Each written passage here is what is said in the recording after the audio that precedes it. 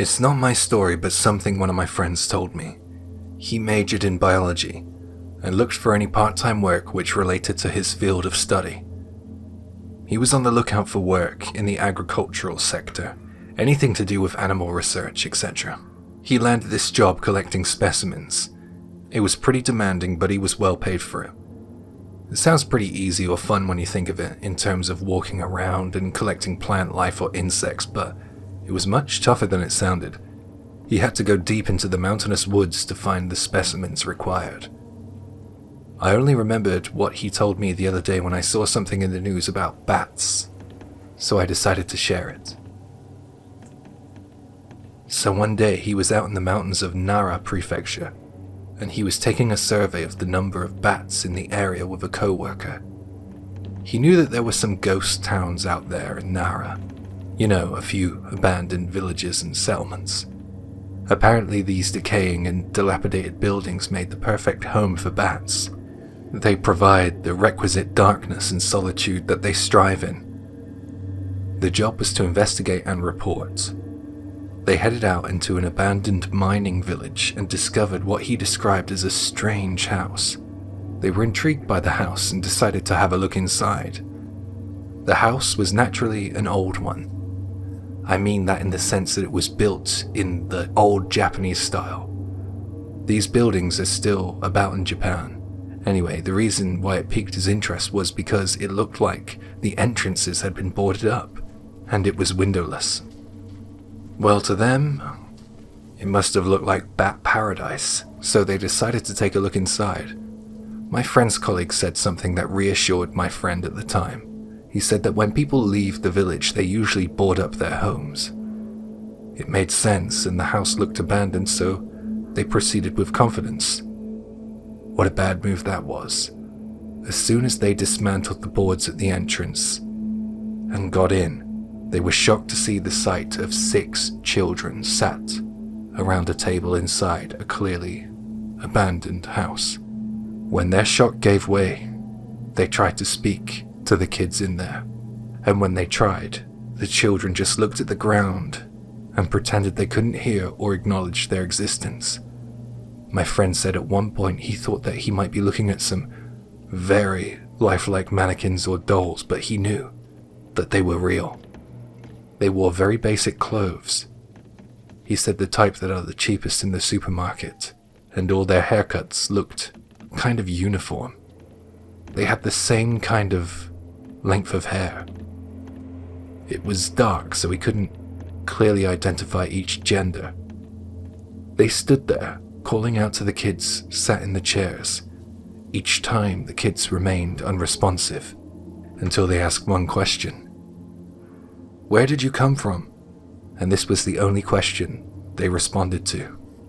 They just pointed to the back of the room in unison. Although they were reluctant to leave the kids behind, they felt as if they had a duty of care to check out where those kids pointed. It was dark at the back, and they had to put their flashlights on. There was this long, winding hallway that must have elongated, far longer than the length of any normal house. It was almost tunnel-like at points. Eventually they found some door at the end of this tunnel, and after a while they summoned up enough courage to throw it open. But it was locked. They said that when they looked around the floor with their flashlights, they found several sets of adult footprints. Due to the research they had been involved with, they concluded that the footprints were likely fresh. They drew the conclusion that the kids had been brought to this abandoned house and then confined there by their captors. Once they realized this, they ran as fast as they could back to the room they saw the children in, and to their shock, the kids were gone. There was no one there.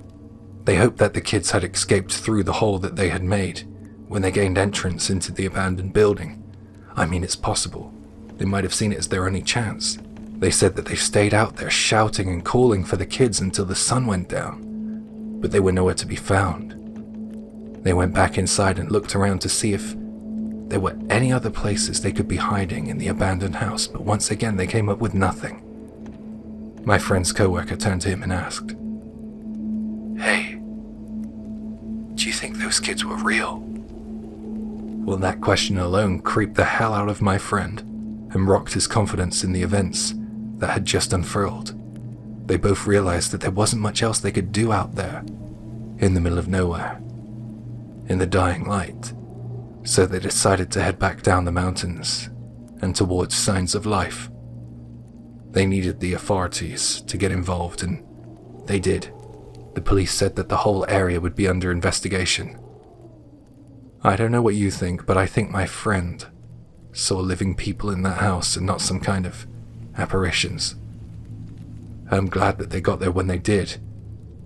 And I guess I'm glad that everyone got out of there when they did. And I hope that goes the same for the kids.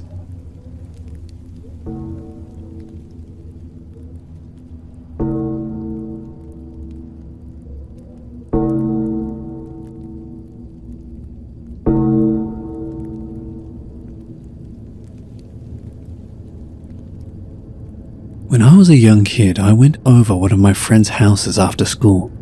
I had promised to lend her a manga. I knocked at the door, and as I was waiting for her to come to answer the door, I looked around the area.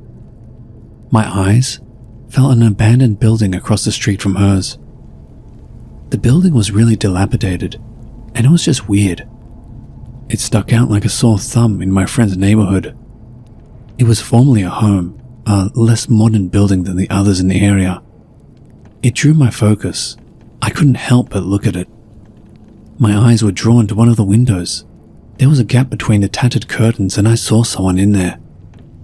I didn't know if she was old or young at first glance, but I did notice that she had long, curly hair. She looked really skinny too. She had these horribly hollow-looking eyes. She had grey-looking bags under her dark eyes. I couldn't help but think at first that it was just my imagination. I thought my mind was making familiar shapes out of the patterns I could see in the darkness of the house. I tried to convince myself I was seeing things, but I couldn't shake the feeling of being watched. My gut told me I saw something, and she was staring at me. The window I felt as if I was being watched from was the ground floor window. It was my eye level. It made me feel uneasy. I wanted my friend to hurry up and answer the door. She finally did, and I headed into the lounge. I tried to keep the vibes positive, despite my skin being covered in goose flesh. I suggested to my friend that we should close the curtains in the lounge because it was bright out. That wasn't the reason I wanted the curtains closed, though. I didn't want to feel the glare of the eyes of the strange woman from across the street on me. I felt as if I was being watched every time I went over her house after that day and that experience. I didn't say anything about the woman to my friend. I didn't want her to freak out or have trouble sleeping. But the primary reason for keeping my mouth shut was down to the fact that I didn't want my friend to think I was weird or a bit crazy. After a while, my friend and I fell out of contact. I don't know what the exact reason for that was, but it might have been down to us being separated. We went into different classes when we got into our next grade at school. After we didn't see each other so much at school anymore, we didn't get as many opportunities to hang out. I ended up not going to her house anymore. However, a few years later I met up with her, and we got to talking. I ended up telling her about the weird skinny woman I had seen glaring at me from the abandoned house from across the street. I asked her about the house across the street, and she said that it had been abandoned for years. She assured me that no one lived in there, but when I had said what I had saw that day, she went quiet. I asked her what she knew about the place. She reminded me that I had been in there when I was younger. We both had been in there with some friends when we decided to test our courage one late afternoon. I don't know why I couldn't remember it until she had said it. It almost felt like a vivid dream to me. I felt an unusual feeling akin to deja vu. Did I really go in there? I guess I did. I could remember it being abandoned, but not going in there. It was the weirdest thing. After that strange realization, later that night when I laid in bed to go to sleep, I had a dream. Well, maybe a nightmare is more accurate. I saw the woman. the skinny woman with the hollow eyes in the abandoned house glaring at me from the darkness of my wardrobe. I saw those eyes staring at me, and in that moment I knew true fear. It only happened once, but once was enough. I screamed the house down. I can still see those eyes sometimes when I close my eyes at night. I often feel the need to check the closets of the hotels I stay in. I don't want to see them again.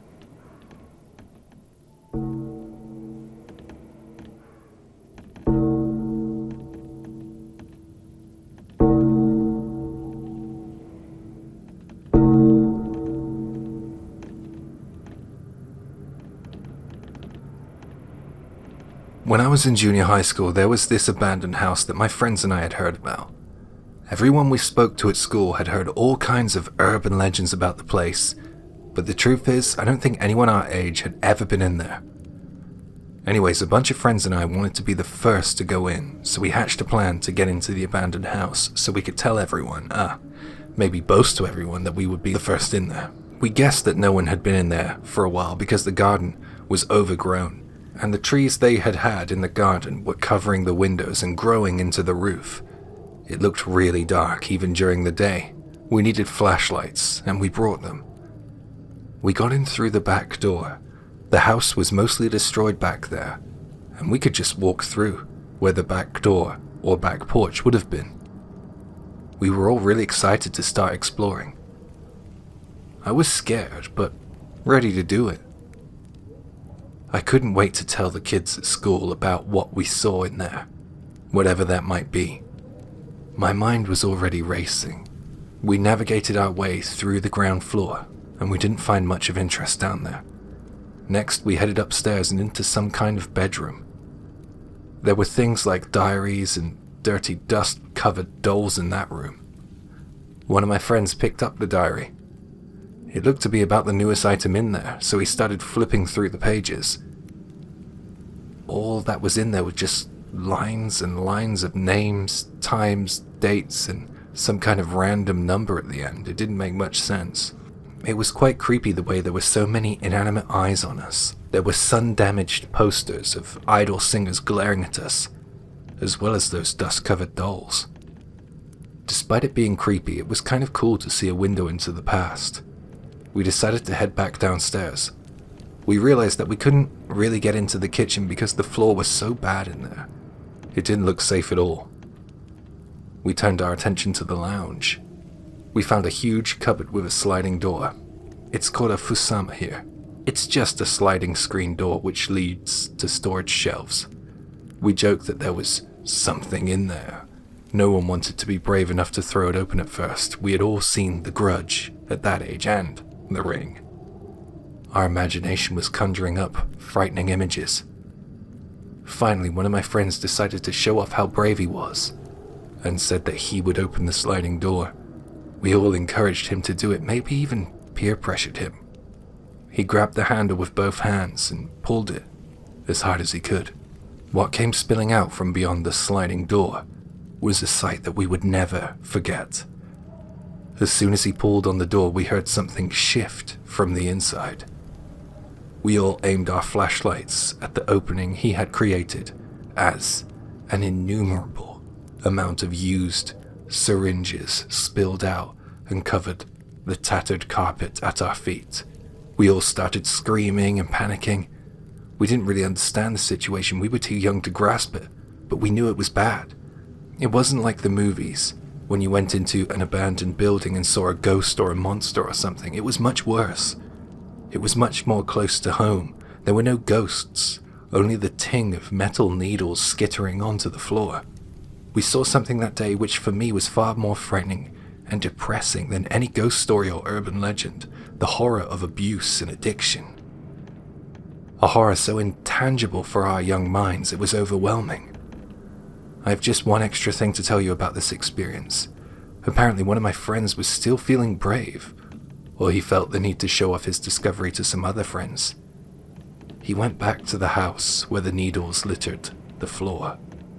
He said that when he went back the second time with his brother and his brother's friends, It was only then that he understood the meaning of the diary we had found upstairs. As I mentioned before, the diary referenced dates, times, names, and a number we didn't understand that followed on at the end. His brother said that the number after the date and time and name was the number of injections or needles that individual had used. It truly was a house of horrors.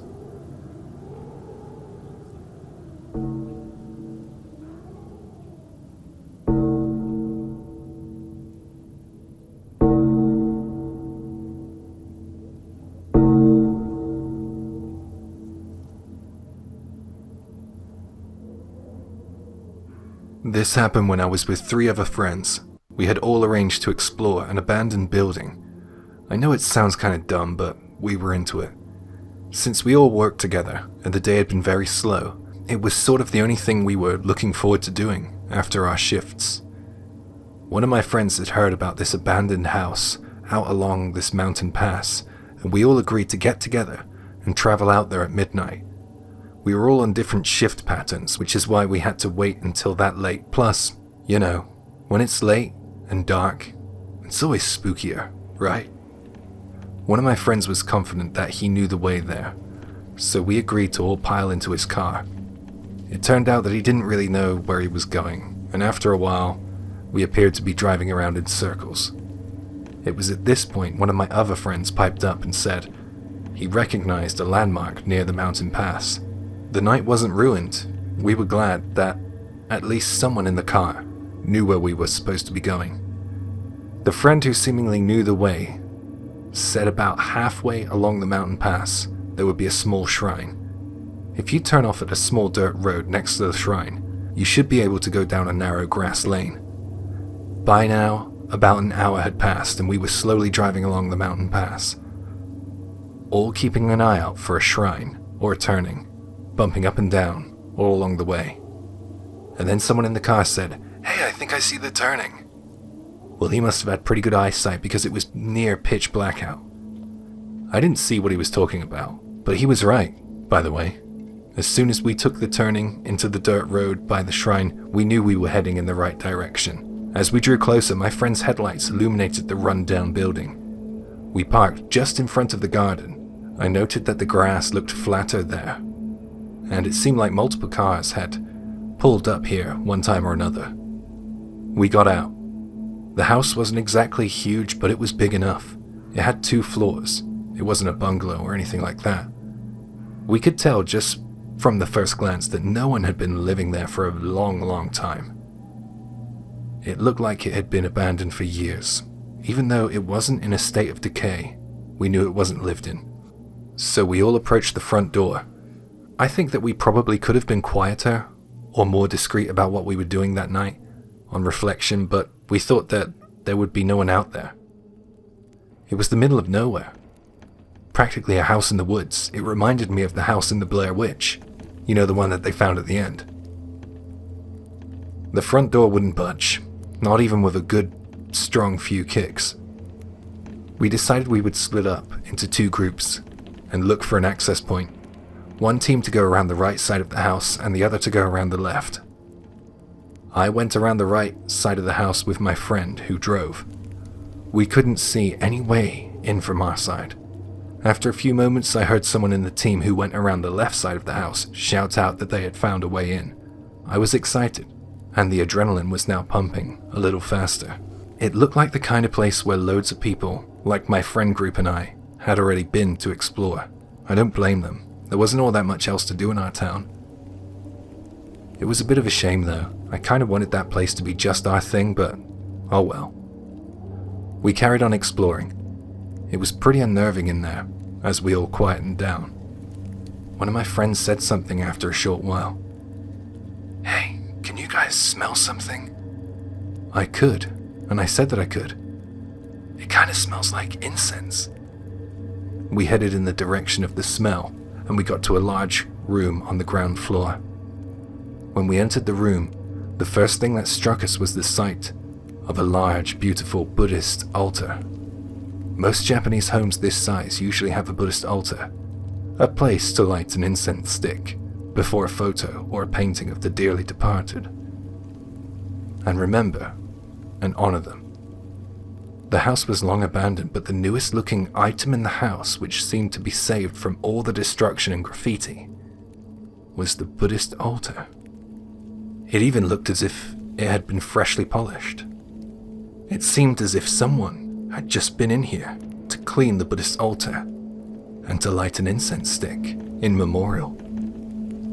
I mean, the sticks hadn't fully burned out yet. Someone had just been in here. Perhaps they had fled when we pulled up. Maybe they didn't leave yet. We didn't have a chance to look upstairs. I started to get a little more than nervous at that stage. Someone then noticed that just off to the side in a separate room, there was some bedding on the floor. The bedding didn't look flat to the ground, it looked occupied. It looked like there was someone back there under the covers.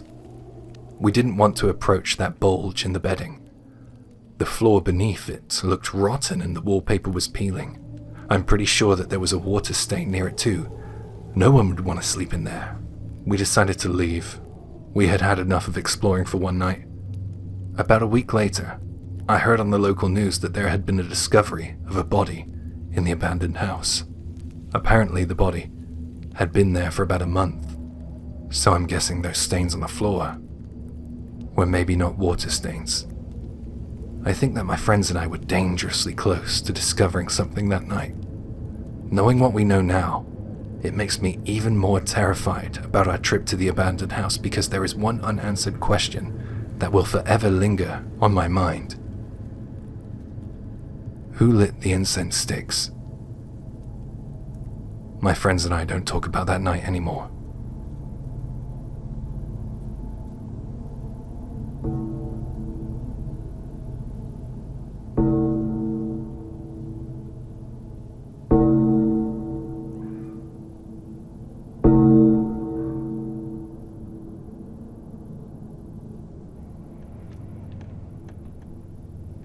This happened when I was younger. Some of my friends and I had gotten wind of this abandoned house in our neighborhood, and we all decided one night to see how brave we were and go and explore it. I didn't really see it as much of a challenge, to be honest. I wasn't scared of the paranormal and I didn't believe in ghosts or anything like that. I was more worried of running into a human in there. The house had supposedly been long dormant for years. The rumor, or legend, went something like this. The patriarch of the family had gotten himself into some serious debt. He saw the debt as insurmountable and he couldn't find a way out. So he took matters into his own hands. He decided to take himself out as well as his entire family.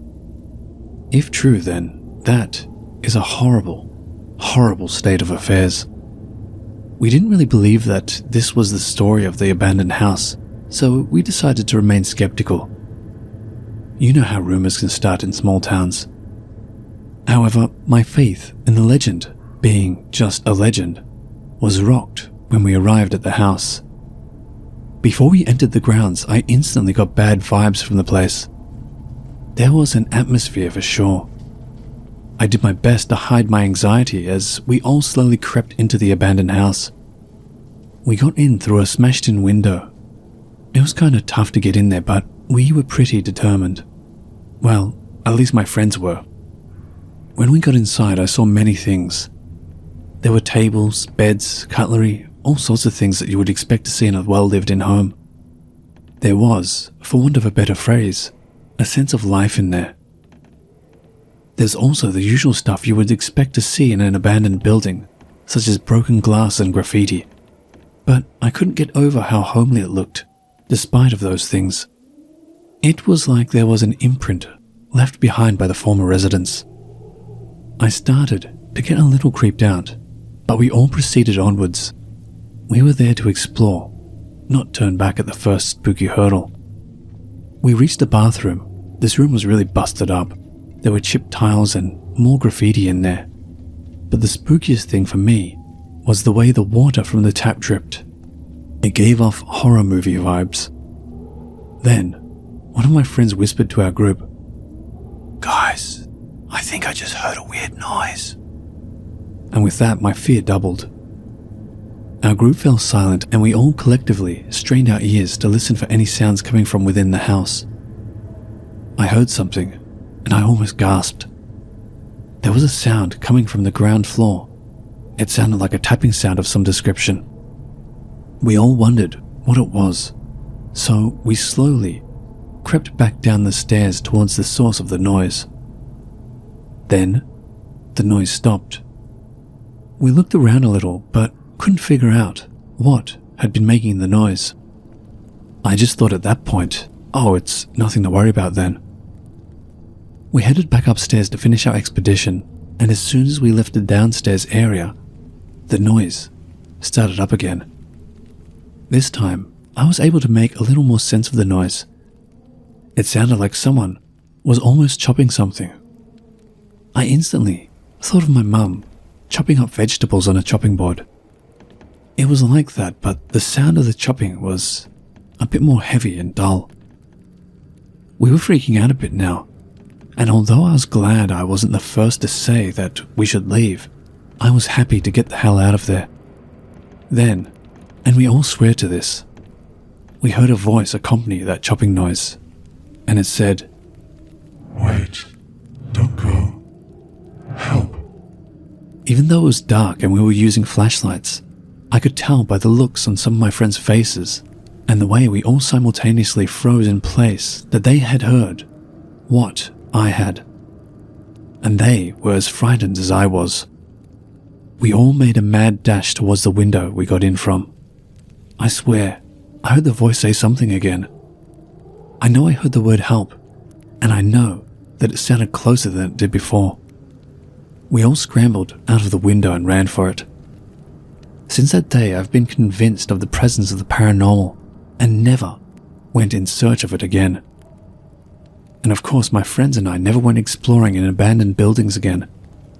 Sometimes there might be some truth in the local urban legends, I guess.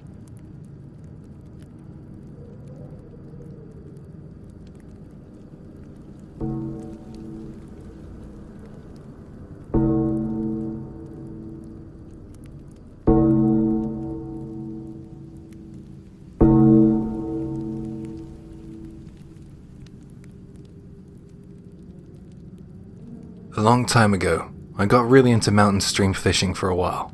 My friend is really into it, and I started to get interested because of him. It's pretty fun, to be honest. We went out on the day that this took place looking for a spot to fish upstream.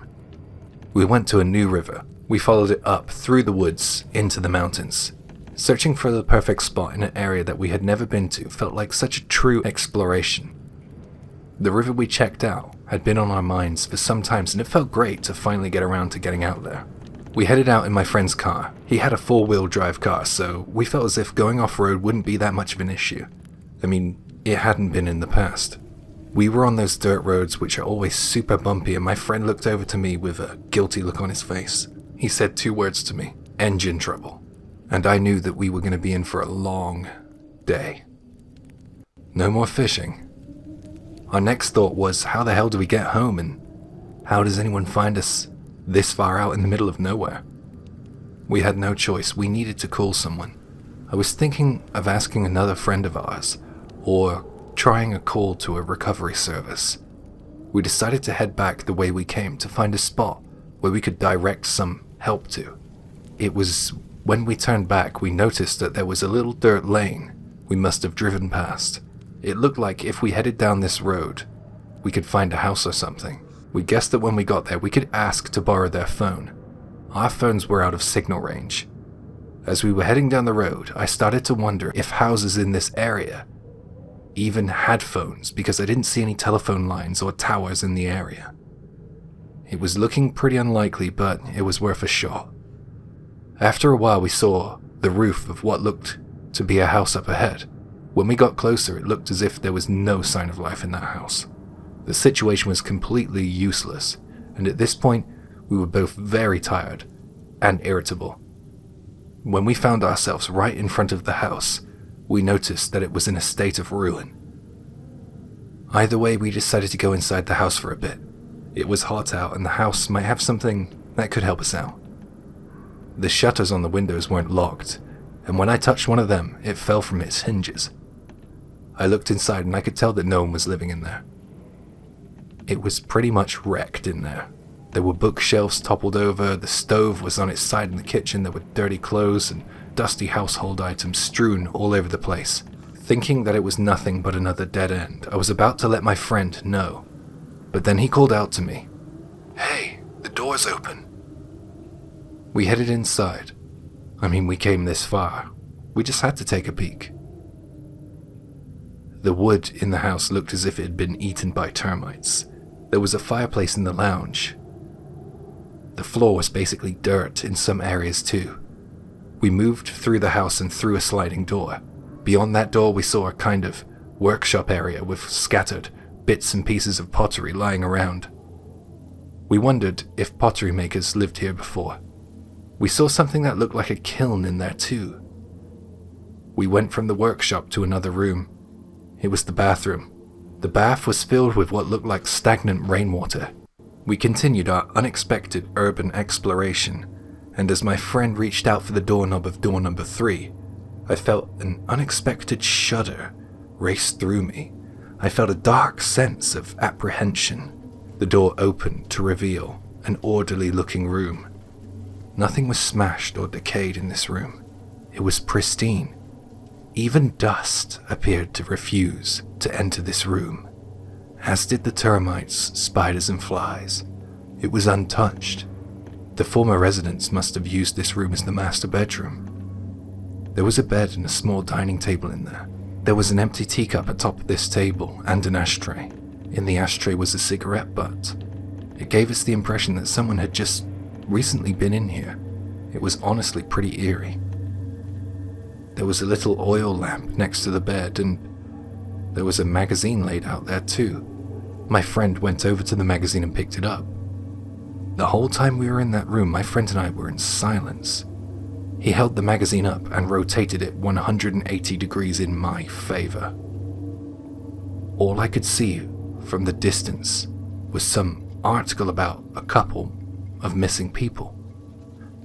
My friend then appeared to be looking for something, and when he found it, he said in a quiet voice, 3 years ago, this magazine was published.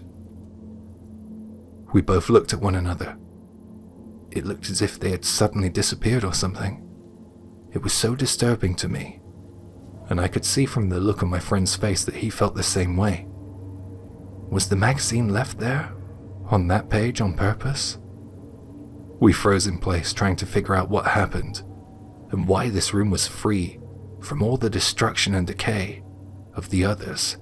And then, almost in unison, we looked towards the closet. It was a tiny crack open. I don't know who ran first, but before I knew it, I was racing down the stairs. My foot went through the second to last step, which caused me great pain. It didn't slow me down though. I really didn't want to be in that house anymore. We stopped about halfway down the road to catch our breaths, and I will always remember this. My friend turned to me and said, "Something really bad must have happened in there. What kind of crazy person was living there?" And then, an owner of an unknown voice replied to his question before I had the chance to, and it said, "I wonder if humans lived in there." We then resumed our running back to the car. We didn't dare talk until we were safely behind a locked door. I have had years and years to think about what happened that day, and I have the following theory. I wonder if you'll agree with me or not, or maybe you have your own theory. I think that room had been sealed, like with a spell or an incantation or something like that. I think that was why I felt chills and a sense of apprehension in me when my friend went to open the door.